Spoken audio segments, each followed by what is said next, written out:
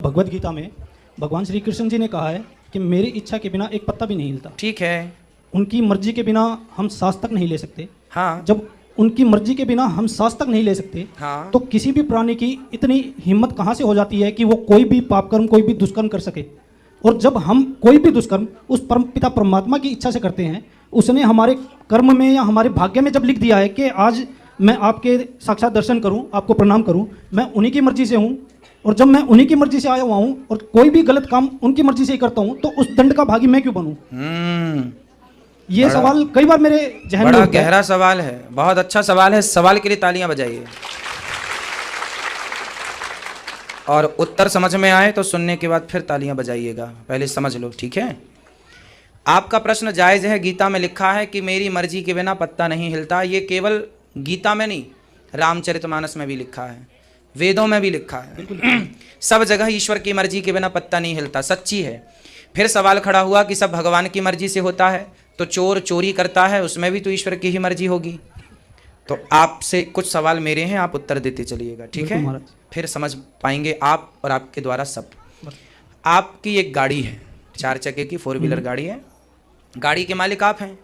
आपने ड्राइवर लगा रखा है। ड्राइवर से आपने कहा गाड़ी रेलवे स्टेशन जाओ लेके, तो ड्राइवर कहाँ जाएगा? रेलवे स्टेशन जाएगा, क्योंकि गाड़ी आपके हिसाब से चलती है। गाड़ी के मालिक आप हैं। गाड़ी किसकी मर्जी से चल रही है? मेरी मर्जी से। आपकी। आपने कहा रेलवे स्टेशन जाएगी तो रेलवे स्टेशन, आपने कहा एयरपोर्ट जाएगी गाड़ी तो एयरपोर्ट, आपने कहा फलानी जगह जाएगी वहीं जाएगी, क्योंकि गाड़ी किसकी मर्जी से चल रही है? हमारी मर्जी। आपकी मर्जी से चल रही है। परंतु गाड़ी रेलवे स्टेशन जा रही थी, तभी अचानक एक बहुत बड़ी खाई थी और ड्राइवर ने ध्यान नहीं दिया और गाड़ी खाई में गिर गई। तो बताइए, क्या गाड़ी खाई में गिर गई तो उसके जिम्मेदार आप हैं? क्योंकि गाड़ी तो आपकी मर्जी से चलती थी, तो खाई में गिरी है तो आपकी मर्जी से गिरी होगी। इसका जिम्मेदार ना तो मैं खुद को समझूंगा और ना उस ड्राइवर को समझूंगा महाराज जी। ना, क्योंकि नहीं, ना तो मैं ये चाहूंगा कि मेरी गाड़ी उस खाई में जा गिरे, सुनिए और ना वो ड्राइवर चाहेगा जी। सुनिए। हाँ जी। ड्राइवर के पास एक्सीलेटर ब्रेक दोनों होता है। बिल्कुल, ठीक है। जो कंट्रोलिंग करना जानता है एक्चुअली में ड्राइवर वही है। बिल्कुल। जिसके हाथ में कंट्रोलिंग नहीं है वो ड्राइवर ही नहीं है। ठीक है। इसलिए गाड़ी गड्ढे पर गिरी, खाई पर गिरी, तो जिम्मेदार आप नहीं हैं, भले आप उसके मालिक हैं। गाड़ी आपकी मर्जी से चलती थी, ठीक है, पर गड्ढे में गिरी तो आपकी मर्जी नहीं थी, आपकी मर्जी नहीं थी, ड्राइवर की भी मर्जी नहीं थी, पर ड्राइवर की गलती है। मर्जी तो नहीं है ड्राइवर की, परंतु गलती है। क्यों गलती है?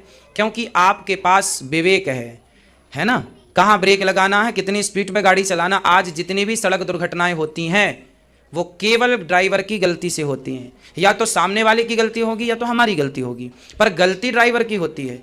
अब हम ये नहीं कह सकते कि ये ईश्वर का विधान है। पूरा पहले समझ लीजिएगा, फिर हम निष्कर्ष पे आएंगे। गाड़ी आपकी है, आपकी मर्जी से चल रही है, लेकिन ड्राइवर है ना, उसके पास सब कुछ है। उसी प्रकार ये संसार भगवान की मर्जी से चलता है, पर ईश्वर ने आपको बुद्धि दे रखी है। आपके पास सोचने समझने की क्षमता है। आपको पता है कि ये शराब है, ये दूध है। आपको पता है कि ये आग है, ये पानी है। आपको पता है कि आग में हाथ डालेंगे तो जल जाएगा, आपको पता है कि पानी में हाथ डालेंगे तो गीला हो जाएगा। जब आपको ईश्वर ने इतनी बुद्धि दे रखी है, सही गलत का ज्ञान दे रखा है, तो आप क्यों गलत निर्णय लेते हैं? ईश्वर की मर्जी से संसार चलता है, ये तो सत्य है, पर परमात्मा ने मनुष्यों को बुद्धि और विवेक देकर के स्वतंत्र छोड़ रखा है कि भैया कुछ निर्णय आपके हैं, आप लेते रहना, और उसी निर्णय के अनुसार आपका पाप और पुण्य बनता रहेगा। उस पाप पुण्य का जिम्मेदार मैं नहीं हूं। ये बात रामचरितमानस में लिखी है। कोऊ ना काहू को सुख दुख कर दाता, निज कृत कर्म भोग सब भ्राता। मैं आपसे कहूं कि आप अपने सिर के सारे बाल नोचना शुरू कर दीजिए, तो क्या आप नोच देंगे? अगर कोई जायज कारण है तो वो भी हो सकता है। नहीं, अगर मगर नहीं। सिंपल उदाहरण, सिंपल बात कीजिए। मैं आप सबसे कहूं कि आप अपने सिर के बाल उखाड़ फेंकिए, तो क्या आप उखाड़ लेंगे? नहीं। महाराज जी, हर चीज का एक कारण होता है। हम भक्ति करते हैं। सुनिए ना, कारण आप सही कह रहे हैं, पर आपको तो ये पता है ना कि सिर के बाल उखाड़ना मेरे लिए ठीक नहीं है। मैं आपसे कहूं कि आप कुएं में कूद जाओ, तो क्या आप कूद जाएंगे? मैं आपसे कहूं कि आप आग में कूद जाओ, क्या कूद जाएंगे? आपके पास समझ है कि ये आग है, आप नहीं कूदेंगे। जब आपको ये अक्ल है कि ये आग है, इस पर नहीं कूदना, तो जब आप चोरी करने निकले थे तो क्या आपको पता नहीं था कि चोरी करना पाप है? जिस भागवत में ये लिखा है, जिस गीता में ये लिखा है कि सब इच्छाओं, सारी सारा काम मेरी मर्जी से होता है, उसी भागवत गीता में ये भी लिखा है कि तुम्हारे पास अक्ल है, विवेक है, बुद्धि है, अपने निर्णय ले लो। चोरी करना पाप है, ये भी तो भागवत में लिखा हुआ है। आपने एक बात सुन ली कि ईश्वर की मर्जी से पत्ता नहीं हिलता, सत्य है ये, पर उसी में ये भी तो लिखा है कि चोरी करना पाप है, शराब पीना पाप है, झूठ बोलना पाप है, सत्य बराबर तप नहीं, झूठ बराबर पाप। शास्त्र चिल्ला रहे हैं झूठ ना बोलो, झूठ ना बोलो, कह रहे हैं शास्त्र, सचेत कर रहे हैं ना बोलो, फिर भी बोलोगे तो उसके जिम्मेदार भगवान कैसे होंगे साहब? हम ही तो होंगे। शास्त्र गीता में कितने श्लोक हैं? 700।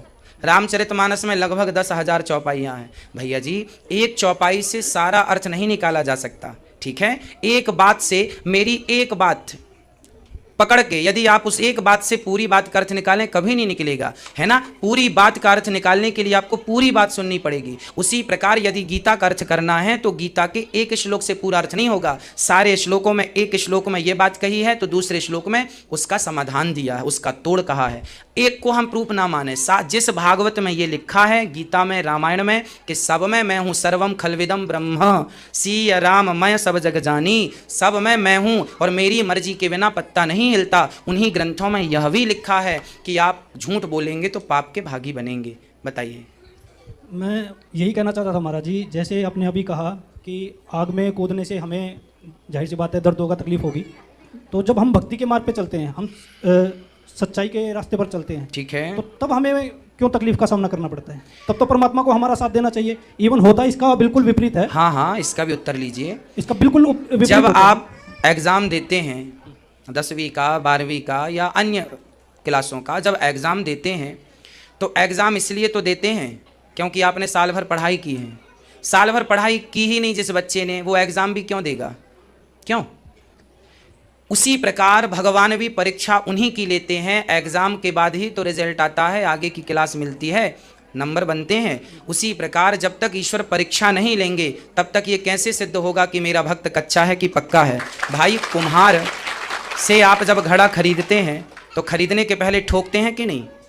100 रुपए का घड़ा खरीदते हैं तो 10 बार बजाते हैं, साहब कच्चा तो नहीं है, फूटा तो नहीं है। तो जब आप 100 रुपए के घड़े को ठोक बजा के ले रहे हैं तो भगवान जिस भक्त को अपना धाम प्रदान करेंगे, उस भक्त को भी तो जरा सा ठोक बजा के देखेंगे। तो जरा सा दुख जो मिलता है, तकलीफ जो मिलती है, एक्चुअली वो ईश्वर की परीक्षा है। सुदामा की गरीबी क्या थी? सुदामा के जीवन की परीक्षा थी। अंत में सुदामा की गरीबी के बाद भगवान की कृपा से उन्हें राज सिंहासन मिला कि नहीं? अर्जुन को 12 वर्ष का वनवास मिला तो अंत में सिंहासन मिला कि नहीं? तो भगवान अपने भक्त की पहले परीक्षा लेते हैं, इसके बाद ही परिणाम। हर परिणाम के पहले इस संसार में आप भी यदि 12वीं पढ़े होंगे, कॉलेज किए होंगे, PhD किए होंगे, तो आपको भी परिणाम के पहले एग्जाम देना पड़ा होगा। तो परिणाम भगवान की भक्ति का बाद में मिलेगा, पहले एग्जाम तो देना ही पड़ेगा। कठिन परिस्थितियों से सोना तब चमकता है जब वो आग में जाके तपता है। बिल्कुल ठीक बात है जी। यहाँ एक अंतिम क्वेश्चन और पूछना चाहूँगा महाराज जी। हाँ। अभी आपने एग्जाम की बात की, तो मैंने पोस्ट ग्रेजुएट किया हुआ है, और जब भी हम एग्ज़ाम देते थे उससे पहले बिल्कुल स्टडी करते थे, बड़े अच्छे से करते थे, और हमें ये भी पता था कि जब हम एग्ज़ाम के लिए स्टडी कर रहे हैं और जब हमारा एग्ज़ाम क्लियर हो जाएगा तो हम नेक्स्ट क्लास में चले जाएंगे। यही बात जैसे भगवान जी ने कहा है कि आप सिर्फ कर्म करते रहो, फल की इच्छा मत करो। हाँ, तो महाराज जी, कोई भी कर्म है बिना फल की इच्छा के कभी हो ही नहीं सकता। तो ठीक है, कभी भी नहीं हो सकता। अगर हम भक्ति भी करते हैं उसमें भी हमारी इच्छा यही है कि हमें उस परम पिता परमात्मा की प्राप्ति हो जाए। सुनो, आप सही कह रहे हैं आपकी जगह, पर जरा सी समझ की जरूरत है। आप बिल्कुल अपनी जगह सही हैं, आपका प्रश्न जायज है, उचित है, और आप विवेकशील हैं इसलिए ऐसा प्रश्न कर रहे हैं, बुद्धिमान हैं आप। देखिए, गीता में लिखा है कर्मण्येवाधिकारस्ते मा फलेषु कदाचन, कर्म तू कर। बच्चा एग्जाम देने जाता है तो वो मन लगा के कर्म, भगवान अर्जुन से ये कहते हैं, बेटा कर्म करने पर तेरा अधिकार है, फल पर तेरा कोई अधिकार नहीं। तू कर्म कर, एग्जाम दे, मन लगा के दे, मन लगा के लिख, सारे आंसर सही सही लिखता जा, परिणाम आएगा। अब तू परिणाम का चिंतन कर कि चलो मुझे तो 100 नंबर मिल जाएंगे क्या, मिल जाएंगे। अब वो लिखे कुछ ना, वो सपना देखे मिल जाएंगे क्या। तो यदि वो स्वप्न देखने लग जाए नंबरों का और कर्म छोड़ दे, तो कर्म छोड़ देगा तो परिणाम कैसे आएगा? एक बात बताइए, एक ही किसान, एक ही गांव के सारे किसान अपने अपने खेत में बीज बोते हैं। किसान का अधिकार है बीज बोना खेत में, पर फसल किसकी कितनी आएगी, क्या ये किसान के हाथ में है? अरे अच्छी खाद डालना किसान के हाथ में है, अच्छा बीज बोना किसान के हाथ में है, समय पर पानी सींचना किसान के हाथ में है। पर देखने को यह मिलता है कि बगल वाले के खेत में 20 कुंटल हुआ है तो इसके खेत में 10 कुंटल ही होता है। कर्म सबने अच्छे से अच्छा ही किया था, पर परिणाम परमात्मा की मर्जी से ही मिलता है। यदि आप कहो कि मैं परिणाम को देखूं महाराज जी, तो आप देखते रहो ना परिणाम को, आपके देखने से भी कोई फर्क नहीं पड़ना।